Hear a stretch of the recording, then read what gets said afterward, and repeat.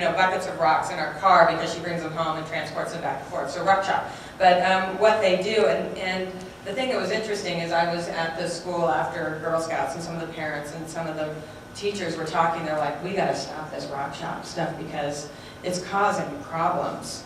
They're getting into fights over the rock shops and the shops, and it's causing strife and problems over who owns what shop. And I thought, it's a rock shop. So what? I mean, what they're learning is how to deal and how to communicate and how to negotiate and how to share and the value of knowing when one rock shop and doing so well, you can move to another rock shop and you make relationships and you partner and negotiate. And that's what it's teaching them. And so I just soon have them play rock shop. So I am a big supporter of rock shop because that's really what I do as a partnership person anyway. Rock shop. Rock shop, isn't that neat? She was telling about it just last night, and I was trying to think of this analogy in there, and I thought about our partnership. And what is the rock? It's the end product of what you want, of whatever it is you want. And what are we doing? And all these different kids. These are my buddies. These are my kids. And he's got sticks he's using. He's using leaves. And pine cones, in the center, and those are our regulations and policies and NEPA, which the other one may not understand. And what we're doing is we're all free playing too. We got the object on the rock. How are we going to get there? And then we're all bartering all our stuff, whether it's regulations or policies and all that, for what? For the benefit of the public. And so we can have this entrepreneurial action and this partnership. And if we don't understand that this is fun, and it's okay, and it's going to be the benefit, and we're never going to have a partnership.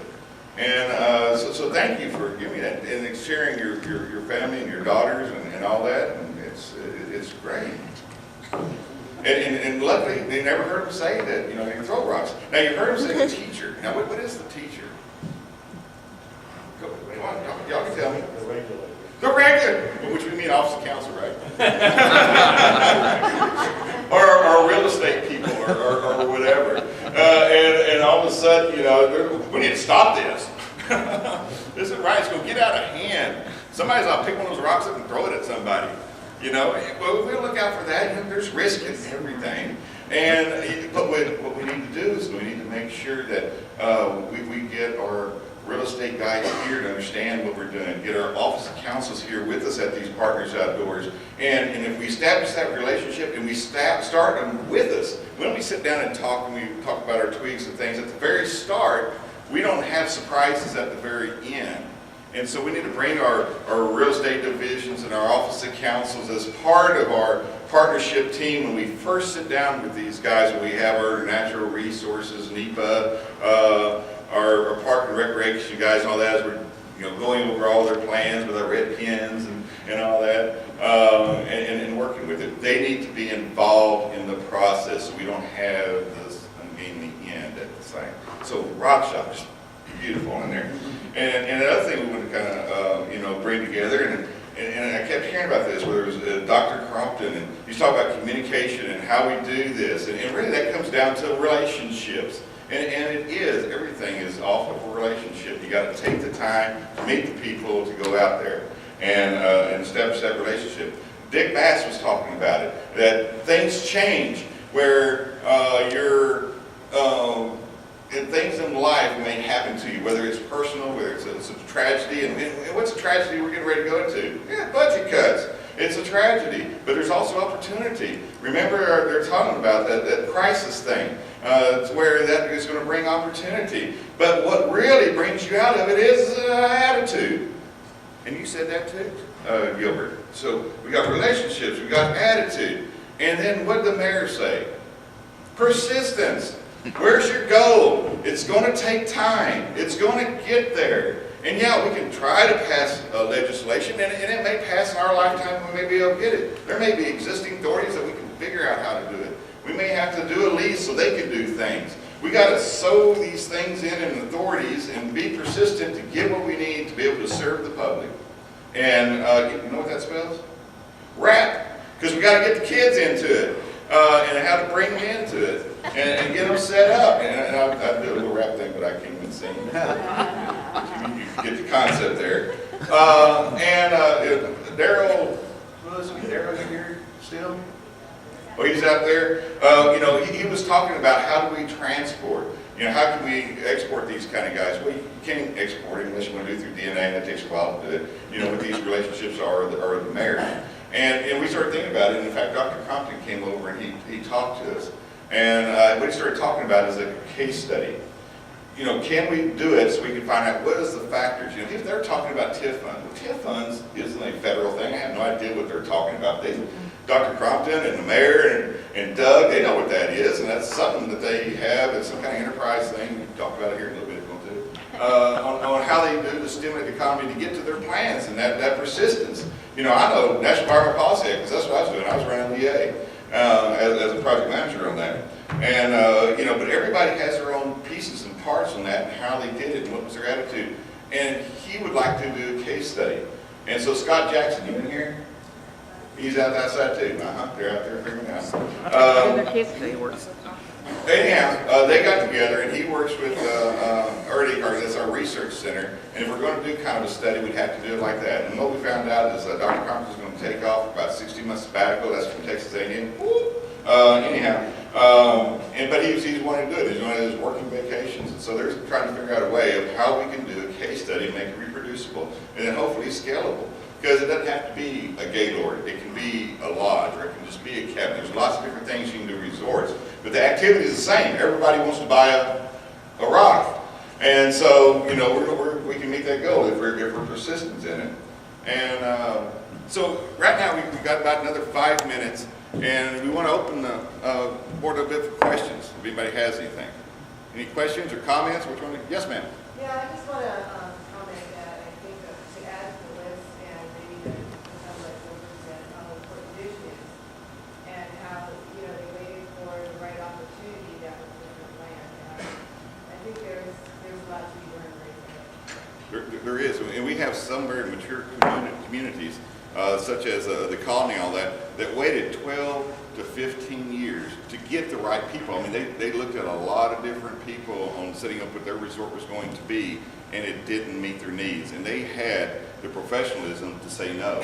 They didn't bring us each and every one. They might couch some of the problems. And they had things like huge Ferris wheels, I guess in San Diego or something, or somewhere on West Coast. There's this huge Ferris wheel out there on some pier or something. And they keep trying to do that to Core Lakes, and they forget that there's floodwaters. And we keep telling them, you can't do that. And by the way, where you're wanting to put this thing, it would be a water wheel because it would go be underneath the 5-year flood. Yes, ma'am. Question for Susan. How do you see what you were talking about with the ferry trails and all that kind of stuff fitting in on national forest lands? I was just, I think it fits in because, you can make fairy houses out of anything, and we have made fairy houses out of bark and rocks and things like that. But one of the things that I think is important is to, we need to meet people where they're at, and I think that one of the things that I really believe as a Forest Service employee working for the National Forest System is that I need to go downtown. And so I need to take the National Forest downtown, and I need to open that up to. I need to give up power. I need to let go of having the right answers, and I need to sit down and I need to listen to the communities that we're trying to serve. And so we take that whole notion downtown Denver, and then think about the barriers and how we start making that connection from kids to downtown Denver all the way to the National Forest along the South Platte River, along a corridor. And there's lots of opportunities for ferry houses along the way. And I think that we can get too caught up in the hardcore infrastructure of what we have to provide and let kids discover those pieces of nature that exist. We don't have to create it. It's there, and so it's just helping people find their way there. And but you gotta go downtown first. meet people where they're at. Doug Garman. Yeah, I have two comments. First, it would be great to leverage the partnership that you guys have with the Gaylord and perhaps other businesses around here to maybe have like a visitor center or education center, either coming into the complex or perhaps one of the storefronts in here. It would just kind of give a history of the area, maybe some ecology, some education on the wildlife, and just maybe encourage the folks maybe that are staying here or those that visit the area to kind of know what's kind of beyond these borders, what's out there on the lake. Because you come in, there's really not a whole lot of things to kind of direct you in that direction and educate people. So I didn't know if maybe leveraging the partnership that you already have or the future discussions that you have with the Gaylord, that they would be willing to work on that. They certainly have the architecture and the expertise to design some displays, exhibits, or just some more representation of the government and what's out there as far as nature and outdoors. And the second point is what's hanging there on your belt there? Doesn't it match? It does, thank you. Well, that's too. One, I was looking out of the corner of my eyes and I was watching Doug, and he was taking notes while you were writing that. And that's an excellent idea. And you heard the mayor, he's all about history. And what he did get into, you never heard the mayor say the same speech twice either. And that's fantastic. And he does, I mean, he puts on his Western garb and all that. And he has a history. And it was his grandfather that chased down part of, huh? His dad that helped chase down part of Bonnie and Clyde's kids that were, Bonnie and Clyde that was right back over here. This is all in the Grapevine area. In fact, he killed some policemen down here at the bottom of the lake area. And he has their weapons and stuff that they use to go get the posse, to go get portions of the gang. And there's so much history right here in being one of the oldest cities. But we don't really say it, but he knows it. And it's inside the city, but where most of the people come in, right in here. And so I thought that's a fantastic idea. And the Corps can't market, but they can. And but they can tell the whole history of the area, which the Corps is part of that history. And they'd be able to do it, and it'd be great. And that would incite more people to go to the marina and see some history. And he can actually start putting some history up about what the lakes and boats and how many big fish they catch and all that kind of stuff. And if everybody gets involved in that, it's all good operation, and everybody gets a piece of the rock. The second thing, what is this? Anybody recognize this yet? I've been in the military. Tell me when you recognize it. A what? What's a compass? Oh, you're kidding nowadays. I don't know what. Does anybody know what kind of compass this is? It's what? Lensatic. Lensatic compass. What's a lensatic compass? One you can sight through. One you can sight through. What's the thing that you really need to have with a compass to make it really work well? A map. Remember all those military guys, and if anybody was, in Vietnam, Korea, had all these pockets, and what we have in all these side pockets over here is maps hanging out all over the place. And we had this compass because, what is this? That was the highest technology at the time. Isn't it? Is technology bad? No, it's not the technology. Everybody always has gone to the woods with the technology, the highest. You take the worst fishing pole out, maybe the only fishing pole I can afford, which may end up being the worst, but you always buy the highest fishing equipment you can have, the best boat you can buy. How many of y'all are running in sandals? That was the highest technology in the Roman times, wasn't it? And they did it, and they controlled the world because of the sandal. But now y'all got Nike and everybody else, and y'all are wearing it, and we're beating on kids because they want to play with technology. Y'all are all playing.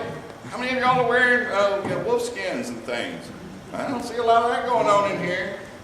So it's not the technology. It's how we use the technology, and it's how we get them to use it in the field.